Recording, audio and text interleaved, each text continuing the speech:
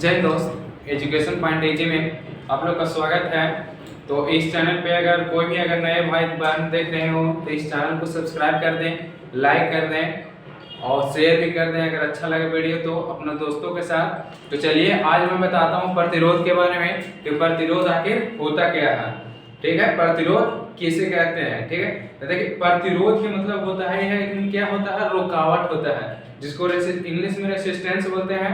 यानी रेसिस्टेंस यानी क्या, किसी अगर पदार्थ जैसे मान लें कि ये पदार्थ है तो इसमें अगर कोई मान लें कोई धातु है सपोज है तो इसमें हम विद्युत धारा प्रवाहित करें तो इसमें कुछ ऐसा गुण होगा कि इलेक्ट्रॉन यानी आवेश को आने जाने से विरोध करेगा यानी रोकेगा। तो यही गुण को क्या बोला जाता है, प्रतिरोध बोला जाता है। यानी रुकावट, इतना जान जाइए एकदम देहाती भाषा में कि रुकावट। प्रतिरोध माने क्या होता है, रुकावट होता है। यानी जैसे मान लिया जाए कि कोई आदमी जा रहा है तो कोई आदमी रहा है तो ज्यादा वहां पे भीड़ हो गया तो आदमी नहीं जा पाएगा, तो वहां पे भी क्या हो गया, प्रतिरोध हो गया, यानी रुकावट हो गया। तो यहाँ विद्युत का प्रतिरोध है, यानी विद्युत का प्रतिरोध होगा, विद्युत का रुकावट होगा। और जहाँ पे जिस वस्तु का अगर रुकावट होता है आने जाने में तो उसका प्रतिरोध यानी रुकावट होता है। तो देखिए प्रतिरोध की परिभाषा क्या है, किसी पदार्थ का वह गुण जो उससे होकर धारा के विरोध करता है। यानी जैसे मान लीजिए कि ये कोई चालक पदार्थ है तो इसे विद्युत धारा अगर प्रवाहित करें,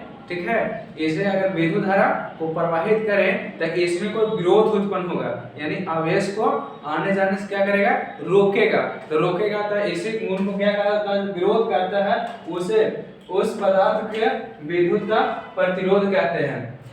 देखिए यहाँ पे हम क्या बोले कि जब विद्युत धारा अगर प्रवाहित कर रहे हैं तो विद्युत धारा का क्या हो रहा है, वहाँ पे रुकावट हो रहा है, तो वहाँ पे क्या बोल देंगे, विद्युत प्रतिरोध बोल देंगे। या तो फिर केवल क्या कहते हैं, केवल प्रतिरोध भी इसको बोलते हैं, रुकावट बोलते हैं। समझ में आया, किसी पदार्थ का वह गुण जो उससे होकर धारा के विरोध करता है, यानी धारा प्रवाह नहीं होने देता है, उसे उस पदार्थ का विद्युत का प्रतिरोध कहते हैं। या तो केवल क्या बोलेंगे, प्रतिरोध बोलेंगे। और इसे किस चीज से डिनोट किया जाता है, कैपिटल आर से डिनोट करते हैं, याद रखिएगा।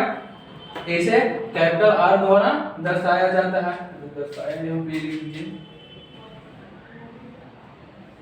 दर्शाया जाता है। ठीक है, अब देखिए R बराबर हमको निकालना है, प्रतिरोध क्या होता है, यानी R बराबर हमको निकालना है। तो आप जानते हैं कि V बराबर क्या होता है, V बराबर IR होता है। हमको किसको मान निकालना, प्रतिरोध का, यानी इसको किस से लिखते हैं, यहाँ पे भी लिख देते हैं, यानी R हमको निकालना है।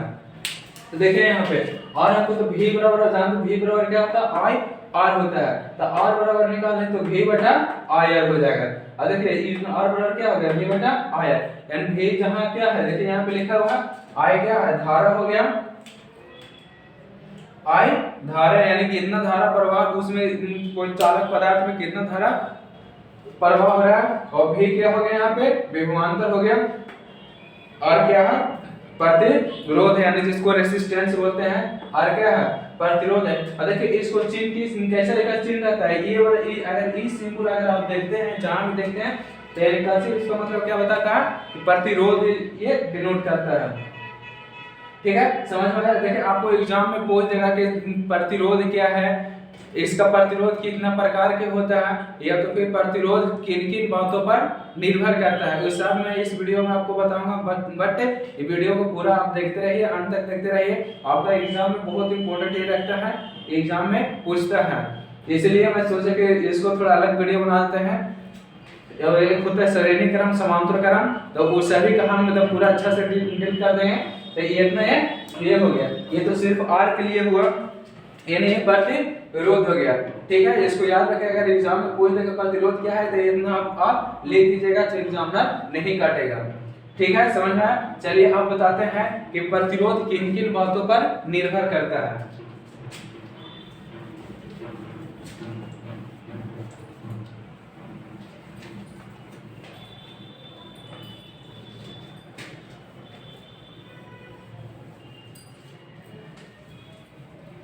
देखिए सबसे पहला क्या होता है कि पहले बताते हैं तार के मोटाई पे, यानी जब पहला प्रतिरोध किस पे निर्भर करेगा, तार के मोटाई पे। कोई जरूरी नहीं है कि जब हम बोलेंगे वही आगे पीछे में कहीं भी लिख सकते हैं, या बुक में ऐसा मत देखिए कि कहाँ पे मोटाई दल है, कहाँ पे क्षेत्रफल दल है, कहाँ पे ताप दल है, इस पे निर्भर नहीं करता।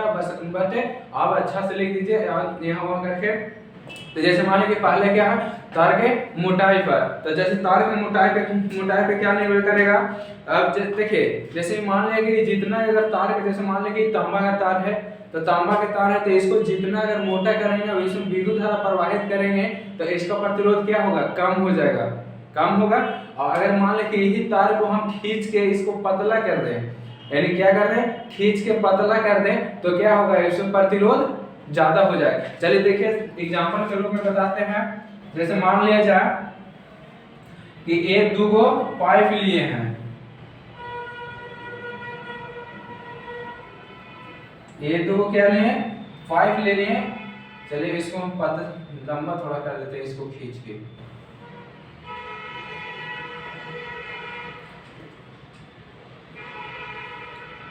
देखिए प्रतिरोध आप अच्छा समझिएगा, यहाँ से आपको समझ में चलाएगा कि प्रतिरोध तार की मोटाई पे कैसे निर्भर करता है। चलिए देखिए, तो सपोज मान लीजिए पहले ये वाला तार था, ये मान लीजिए कोई पाइप ये वाला था पहले, अब इसे अब जानिए कि इससे हमको पानी का फ्लो करना है, ठीक है। अगर मान लीजिए पानी का फ्लो हमको करना है और यहाँ पे क्या है, ये पूरा बांध बंधा हुआ है। चलिए इसको, चलिए यहाँ पे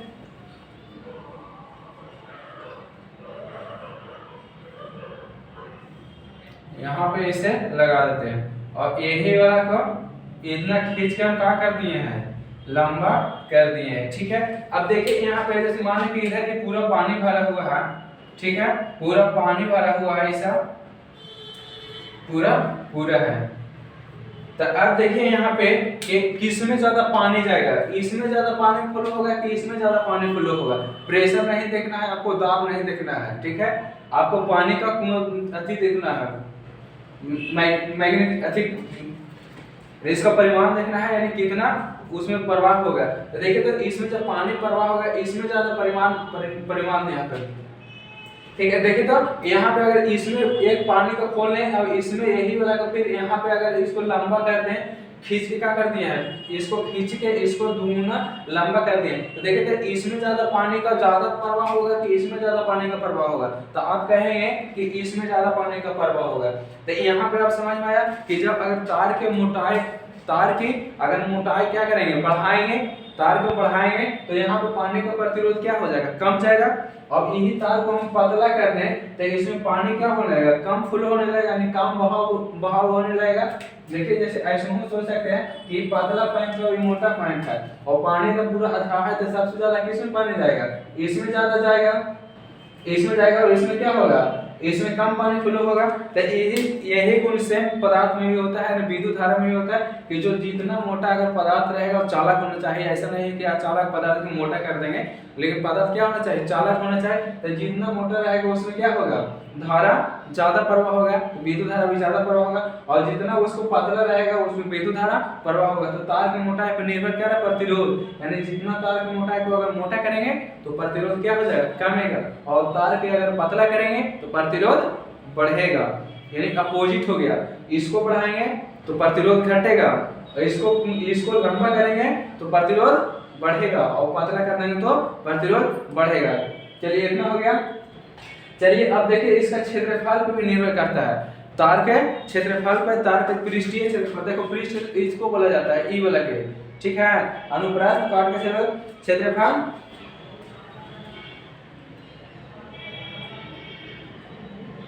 ठीक है। देखिए अब जैसे मान लें कि तार का तो मोटाई हो गया, अब तार की लंबाई पर किसी तार का प्रतिरोध r की लंबाई के समानुपाती होता है। देखिए दूसरा क्या है, तो मोटाई हो गया, अब तार की लंबाई देखिए ये क्या है, ये थोड़ा सा पतला मोटा है, तो ये क्या है, छोटा नाटा है। लेकिन अगर इस तार को हम कैसे कर दें, खींच के इसको लंबा कर दें तो ये तार की लंबाई बढ़ गया।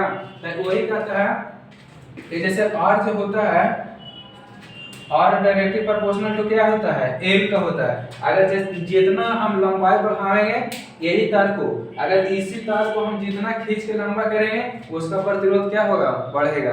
यानी आप लेंथ बढ़ाते हैं तो आपका प्रतिरोध भी बढ़ेगा, ठीक है। अब देखिए मोटाई वाला में भी वही होगा, यानी जो आर डायरेक्टली प्रोपोर्शनल होता है थिकनेस होता है। चलिए टी से हम लिख देते हैं थिकनेस मोटाई। ये ऐसे नहीं करिए तो इसका एरिया कर दीजिए। पहले का क्या था, एरिया था, एरिया का अगली बात। अब देखिए जैसे मान लिया जाए कि इस तार को हम क्या कर रहे हैं, खींच रहे हैं। पहला वाला थोड़ा देखिए, इस तार को हम खींच दिए, तो खींच दिए तो क्या होगा, पतला होगा। तो पतला होगा तो एरिया क्या होगा, घटेगा। तो जब एरिया अगर घटेगा तो प्रतिरोध क्या होगा, बढ़ेगा ना। समझे, देखिए क्या कह रहे हैं, तार को हम खींच के इधर का हम बढ़ा रहे हैं, तो बढ़ा रहे हैं तो ई वाला देखिए, तो ई वाला जो पृष्ठ क्षेत्रफल रहेगा इसको हम खींच के इस तरह से कर दिए, तो इसका क्षेत्रफल और इसका क्षेत्रफल देखिए तो दोनों बराबर है, नहीं है, नहीं है। यानी कहने का मतलब है कि ये तार पहले इतना मोटा था और यही खींच को, और इसका क्षेत्रफल कितना है, इतना है, और ये तार को हम क्या कर दिए, खींच के लंबा कर दिए, तो ई वाला क्षेत्रफल और ई वाला क्षेत्रफल दोनों मैच कराइए, क्या ई वाला ज्यादा है, यानी क्षेत्रफल को क्या किए हम, काम कर दिए। तो जब काम करेंगे तो प्रतिरोध क्या हो जाएगा, ज्यादा हो जाएगा। जैसे मान लें कि 10 है, 10 है और बराबर में क्या लेते हैं 1/4। अगर जैसे ही ई वाला को हम क्या करेंगे, काम करेंगे, तो काम करेंगे तो ई वाला क्या होगा, ज्यादा होगा। इतना जाने के जब बट्टा में अगर अगर ज्यादा संख्या बढ़ाते हैं तो ये क्या हो जाता है, कम हो जाता है। कम, अगर इसको कम करेंगे तो ई वाला बढ़ेगा, इसको कम करेंगे तो ई बढ़ेगा, अगर इसको ज्यादा करेंगे तो ई कमेगा। तो यही देखिए कि एरिया क्या हो रहा है, यहाँ पे घट रहा, तो घट रहा है तो प्रतिरोध क्या होगा, बढ़ जाएगा। और दूसरा देखिए कि ये कितना छोटा है, इतना यहाँ से यहाँ तक लेंथ है, और ये लेंथ को क्या कर दिए, बढ़ा दिए, तो ये आर जो रेजिस्टेंस होगा किसका डायरेक्टली प्रोपोर्शनल है, लेंथ का। यानी जितना आप लेंथ बढ़ाइएगा उतना प्रतिरोध आपको बढ़ेगा।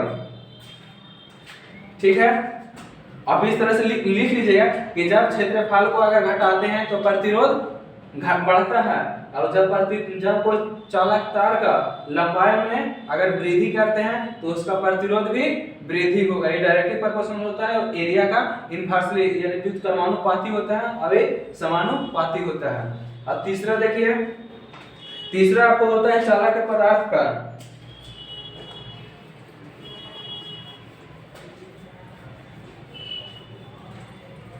ठीक है, अब देखिए चालक के पदार्थ अब किस तरह से पदार्थ को लेते हैं। जैसे मान लिया जाए कि एक लिए कोई ऐसा पदार्थ होता है, हर पदार्थ में तो विद्युत का जो चालक होता है वो सेम नहीं होता है, चरण सेम नहीं होता है, तो उस पर भी निर्भर करेगा। अगर मान लें कि अच्छा क्वालिटी के पदार्थ लेते हैं, उसमें विद्युत धारा आसानी से प्रवाह हो जाता है, तो उसका प्रतिरोध क्या होगा, कम होगा, यानी अच्छा चालक पदार्थ लिए तो उसका प्रतिरोध कम होगा। अगर मान लें कि जो वैसा पदार्थ लिए उसमें विद्युत धारा का प्रवाह कम होता है, तो जब कम होता है तो प्रतिरोध ज्यादा होगा। तो आप इस तरह से लिख सकते हैं कि यदि कोई पदार्थ का गुण अच्छी चालक हो, यानी अच्छा विद्युत धारा प्रवाहित हो जाता है, तो उसका प्रतिरोध कम होता है, और वैसा पदार्थ जिसमें विद्युत धारा कम प्रवाह होता है उसका प्रतिरोध ज्यादा होता है। ठीक है, चलिए अब चौथा चालक के ताप पर। तो देखिए ताप बढ़ने से चालक का प्रतिरोध बढ़ता है, यानी कहने का मतलब है कि जब ताप को हम बढ़ाएंगे तो क्या होगा, प्रतिरोध भी बढ़ेगा आपका। यानी इतना याद रखें कि जब कोई चालक पदार्थ का तापमान में क्या हो जाएगा, वृद्धि हो जाएगा, वृद्धि यानी विद्युत धारा आसानी से प्रवाह फिर वहां पे नहीं हो पाएगा, तो प्रतिरोध वहां पे इंक्रीज कर जाएगा, बढ़ जाएगा। ठीक है, अब देखिए प्रतिरोध का ऐसा मात्रक होता है ओम, ये वाला याद रखिएगा। जो प्रतिरोध का ऐसा मात्रक होता है, प्रतिरोध का ऐसा मात्रक ओम होता है। ठीक है, इसको याद रखिएगा कि प्रतिरोध का ऐसा मात्रक ओम होता है। चलिए इतना ही हो गया। अब बताते हैं आपको कि प्रतिरोध कितना तरह से प्रतिरोधकों का समूहन कितना तरह से होता है। ठीक है, प्रतिरोधकों का समूहन 2 तरह से होता है।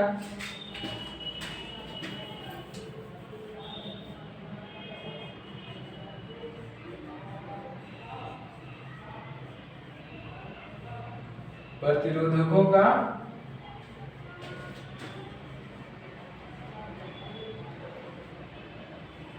समूहन। ठीक है, तो पहला होता है श्रेणीकरण,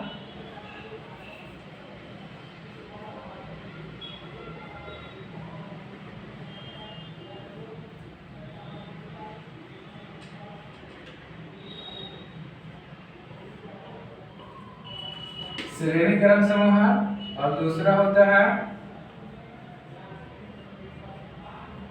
समांतर क्रम समूह है। ठीक है, पहला क्या होता है श्रेणी क्रम समूह और दूसरा क्या होता है समांतर क्रम समूह। तो सबसे पहले देखिए श्रेणी क्रम समूह के बारे में हम देख लेते हैं और इसको सिद्ध कर लेते हैं कि श्रेणी क्रम समूह क्या होता है। चलिए इसको सबसे पहले फिगर ड्रा कर लेते हैं।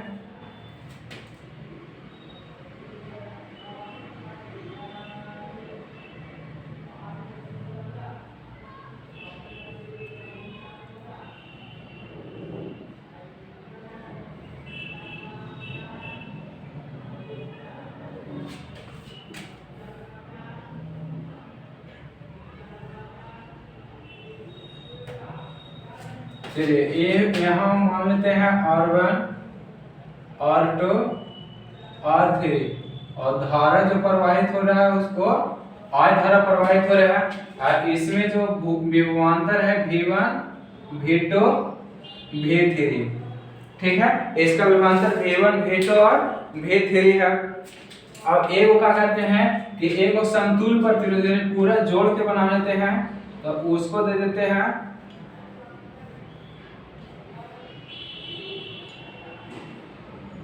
यहाँ पे एक स्विच लगा देते हैं।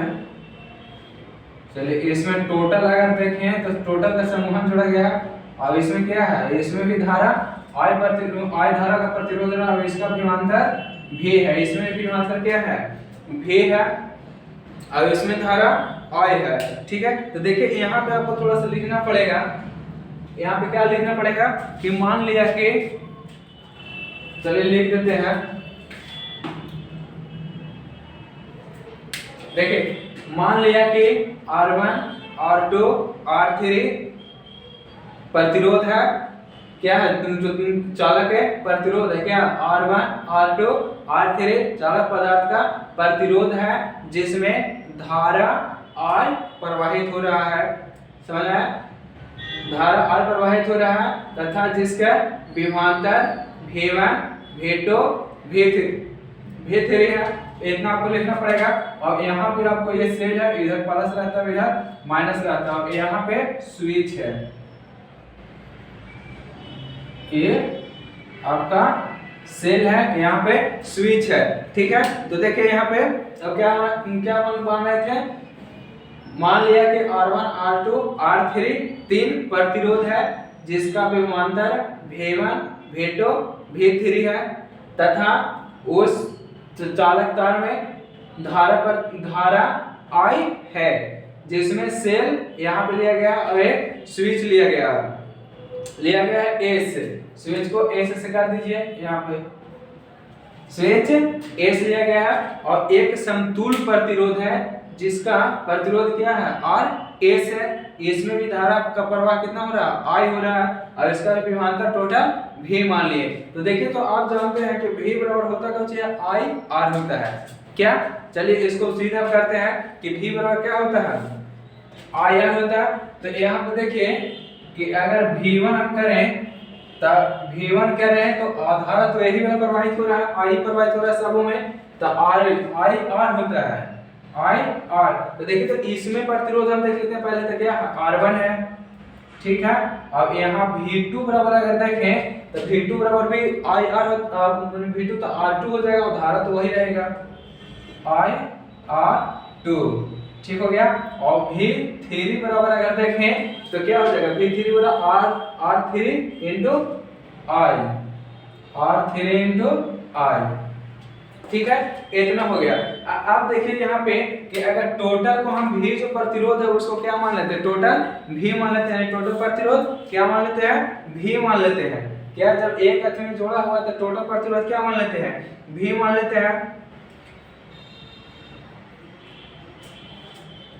ठीक है, तो देखिए तो अगर V बराबर हम करें तो सबों के अगर जोड़े यानी V1 plus V2 plus V3 बराबर क्या मान लिए V मान लिए। तो अब देखिए यहाँ पे अगर सबों के जोड़े पर कितना आ गया V1 आ गया।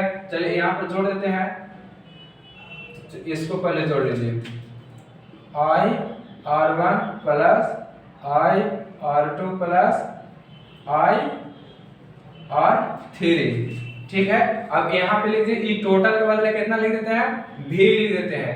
यहाँ पे लिख दीजिए V1 plus V2 plus V3 बराबर कितना टोटल V कर देते हैं। तो ये टोटल के कितना कर देते हैं V बराबर कर देते हैं। तो V कर दिए तो यहाँ क्या हो जाएगा I R1 plus I R2 plus I R3 इतना हो गया। और आप जब जानते हैं कि V बराबर क्या होता है I R होता है। V की जगह पर क्या कर दें I R कर दें। तो चलिए V बराबर I R बैठा देते हैं क्योंकि आप जानते हैं कि V बराबर क्या हो जाता है I R हो जाता है। और यहाँ टोटल क्या है R ऐसा है। इसमें देखिए तो अगर इसमें हम देखें तो इसमें V बराबर क्या हो जाएगा R S इंटू I हो जाएगा क्योंकि इसमें भी क्या हो जाएगा V बराबर हमको यहाँ पे निकालना पड़ेगा। तो यहाँ जब निकालेंगे और यहाँ टोटल क्या है V है। तो चलिए यहाँ टोटल प्रतिरोध निकाल लेते हैं। अब इसमें चलते हैं समतुल प्रतिरोध में। तो यहाँ पे थोड़ा लिख दीजिएगा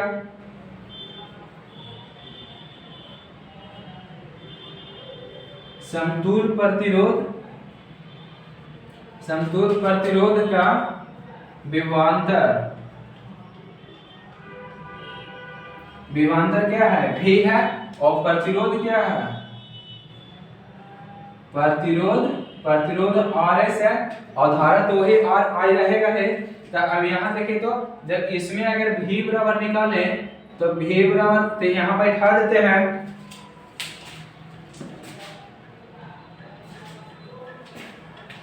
चलिए इसमें बैठा देते हैं। तो V बराबर क्या हो जाएगा RS इंटू I। तो RS इंटू I हो गया।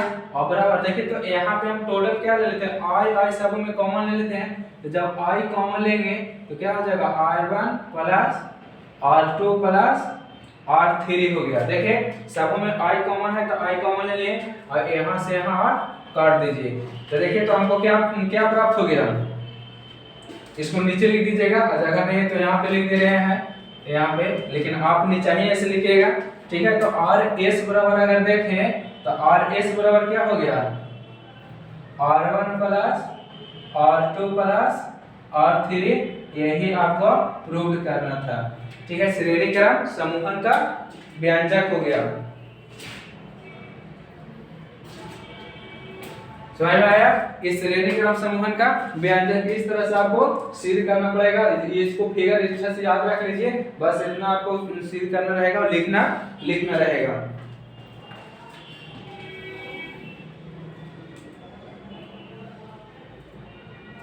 ठीक है। अब आपको बताते हैं समांतर क्रम समूहन में।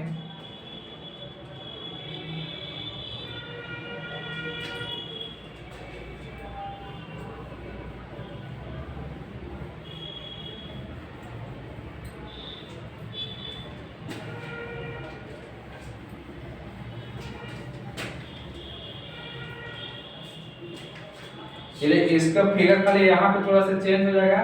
यहाँ पे क्या कर देते हैं P कर देते हैं। इसमें खाली जड़ से चेंज हो जाएगा और यहाँ पे ये वाला पूरा आपको चेंज करना पड़ेगा।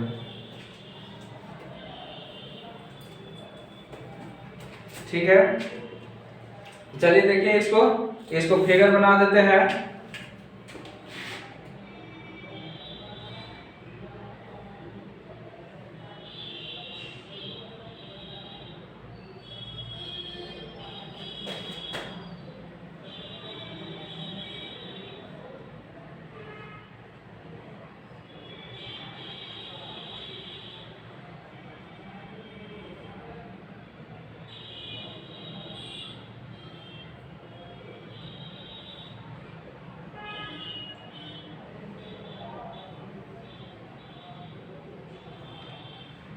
यहाँ पे ये सेल हो गया, यहाँ पे ये स्विच हो गया और ये धारा कितना जाएगा इसमें आज धारा प्रवाहित हो रहा है। तो देखिए यहाँ पे भी धारा क्या हो जाएगा सब डिस्ट्रीब्यूट हो जाएगा। यानी यहाँ I1 हो गया I2 I3 और यहाँ क्या हो जाएगा R1 R2 R3। ठीक है। यहाँ पे भी धारा क्या होगा अलग अलग होगा। यानी सब में क्या हो जाएगा धारा अलग अलग हो जाएगा। अब यहाँ पे क्या हो गया समतुल प्रतिरोध हो गया। अब इसमें भी वही मान लेना है। यहाँ पे क्या हो गया इधर प्लस इधर माइनस यहाँ स्विच हो गया ये। ठीक है। यहाँ पे स्विच हो गया, यहाँ प्लस हो गया, इधर माइनस हो गया। तो देखिए यहाँ पे भी अब सिर्फ सेम उसी करना है, मान लेना है कि मान लिया कि R1 R2 R3 चालक पदार्थ का प्रतिरोध है, जिसमें धारा I1 I2 I3 है और जिसका टोटल धारा I है। अब इसका भी प्रतिरोध क्या हो जाएगा, इसका भी प्रतिरोध रहेगा, यानी टोटल वोल्ट यहाँ से जा रहा है, यानी टोटल वोल्ट जा रहा है। तो हमको यहाँ निकालना है कि 1/Rp निकाल देना है। क्या निकाल देना है, 1/Rp।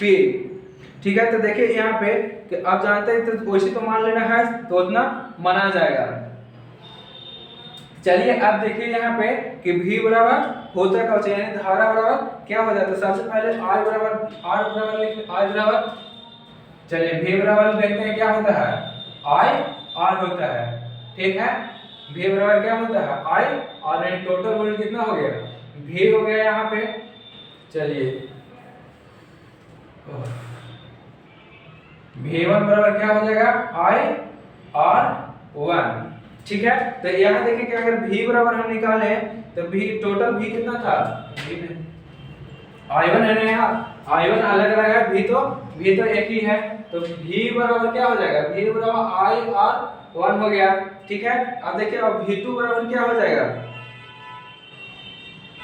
I निकालना है यहाँ पे, तो I1 बराबर निकाल लेते हैं यहाँ पे, I1 बराबर तो क्या हो जाएगा, V बटा R1 हो जाएगा। तो इसी तरह से I2 बराबर क्या हो जाएगा, V बटा R2 हो जाएगा। समझ में आया, जब I बराबर इतना देखिए V बराबर क्या होता है, I R होता है,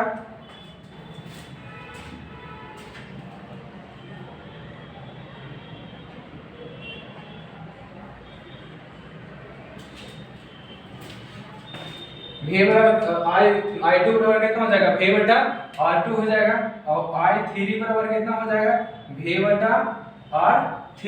तो देखिए तो अब यहाँ पे आप सबों को समतुल, क्योंकि हमको समतुल निकालना है, टोटल निकालना है, तो समतुल का मतलब क्या हो जाएगा, जोड़ हो जाएगा। तो सबों पे क्या करते हैं, जोड़ देते हैं। तो समीकरण 1 2 3 यहाँ पे लिख, समीकरण बनाइए, तो समीकरण नहीं होने तो कोई दिक्कत नहीं है।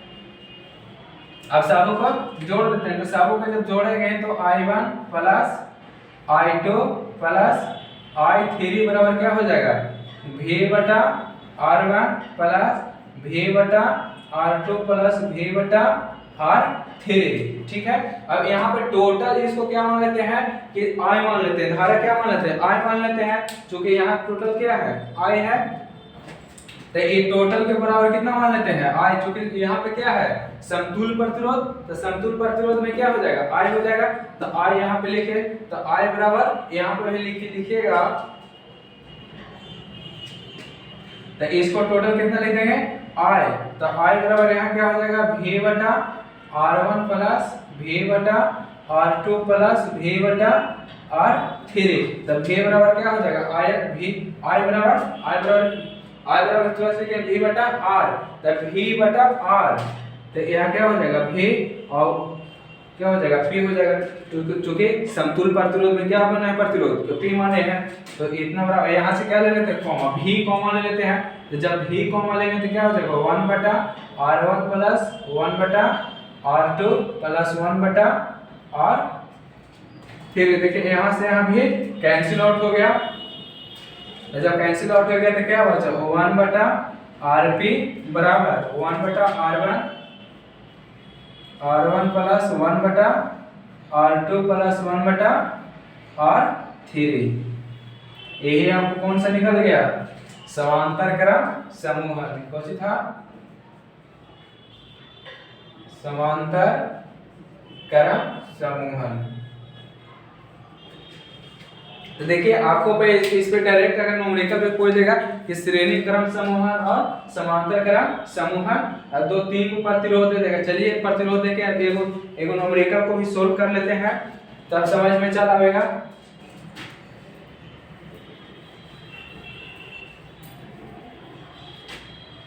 ठीक है,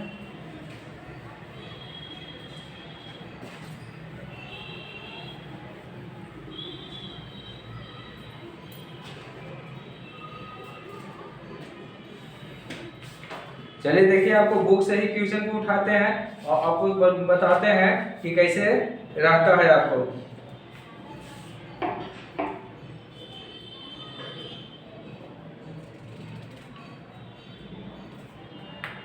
चलिए देखिए, 2 ओम, 3 ओम, 6 ओम का प्रतिरोध है, तो किस प्रकार जोड़ा जाए कि समतुल्य प्रतिरोध एक हो जाए, इसका गणना करें।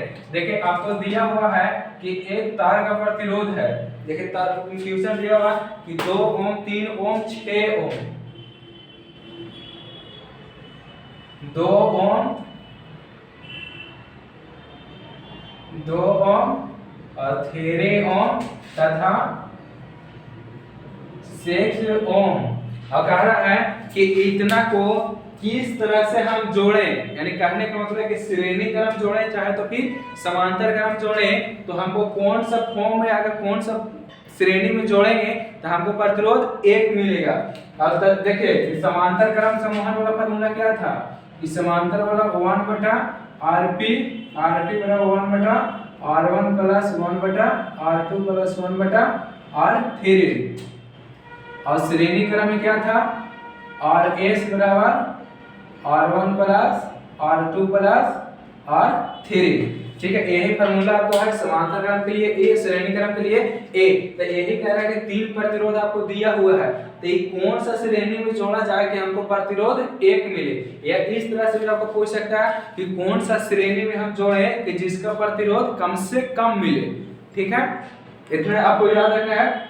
इधर क्वेश्चन में आपको दे रहेगा तो वही फिर कहेगा कि कौन सा श्रेणी में जोड़ें कि जिसका प्रतिरोध कम से कम मिले, यानी कम होना चाहिए, कौन सा श्रेणी में हम जोड़ेंगे और कौन सा श्रेणी में हमको अधिकतम मिलेगा। तो चलिए इसको सोल्व करते हैं। सबसे पहले समांतर क्रम में देख लेते हैं।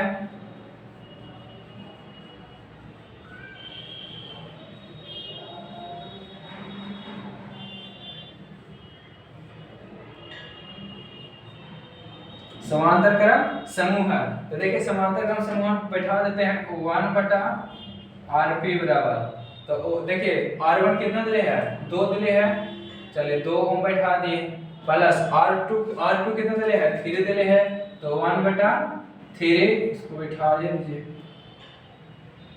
और प्लस R3 कितना दिले है, 6 ओम दिले है, 1/6 ओम। तो देखिए अब यहाँ पर एलसीएम में लेते हैं तो कितना हो जाएगा, 6 ओम एलसीएम आ जाएगा, 6 एलसीएम आ गया। तो अब देखिए तो यहाँ काटेगा तो कितना बार में कट जाएगा, 3 बार में, 3 बार में, यहाँ कितना हो जाएगा, 3 हो गया, प्लस यहाँ कितना बार में, 2 बार में, यहाँ कितना 1 बार में, प्लस 1, यानी कितना हो गया 6/6 ओम। कितना बराबर हो गया, 1/Rp है, 1/Rp। तो देखिए तो यहाँ 1/Rp बराबर करेंगे तो यहाँ 6 से 6 खत्म काट देते हैं, यानी कितना बच गया,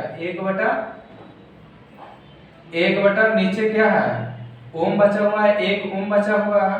तो देखिए तो अगर ऊपर इसको ऊपर ले जाएंगे तो सिर्फ Rp बराबर कितना मिलेगा, 1 ओम मिल गया। तो देखिए इसमें हमको पता नहीं है अभी कि किसमें ज्यादा होगा कि किसमें कम, सबसे पहले दोनों में निकाल लेते हैं। एक किसमें निकल गया, समांतर क्रम समूहन निकल गया। अब किसमें निकालते हैं, श्रेणी क्रम समूहन में।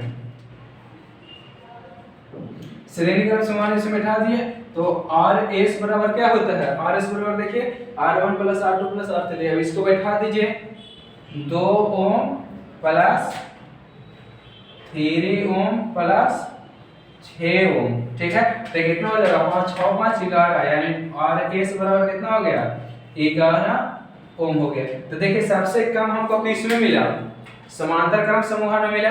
तो इस तरह से आपको दिखाना पड़ेगा कि यदि इतना प्रतिरोध के 2 ओम 3 ओम 6 ओम प्रतिरोध के अगर समांतर क्रम समूहन में जोड़ते हैं तो कम से कम प्रतिरोध मिलेगा, और श्रेणी क्रम में जोड़ते हैं तो यहाँ क्या हो जाएगा, अधिकतम प्रतिरोध मिल जाएगा। यानी ये अच्छा नहीं रहेगा, यानी ज्यादा प्रतिरोध कितने मिल जाएगा, श्रेणी क्रम समूहन में। तो मेरे ख्याल से इस तरह से आपको समझ में हो गया। यही था प्रतिरोध, और प्रतिरोध के प्रकार समांतर क्रम समूह और श्रेणी क्रम समूह। तो इस तरह से आपको एग्जाम में पूछ देगा सिद्ध करने के लिए, या तो फिर उस पे एक आधो क्वेश्चन दे देगा इसी तरह से, और उसको सोल्व करने के लिए कहेगा। तो इस तरह से आप सोल्व कर सकते हैं।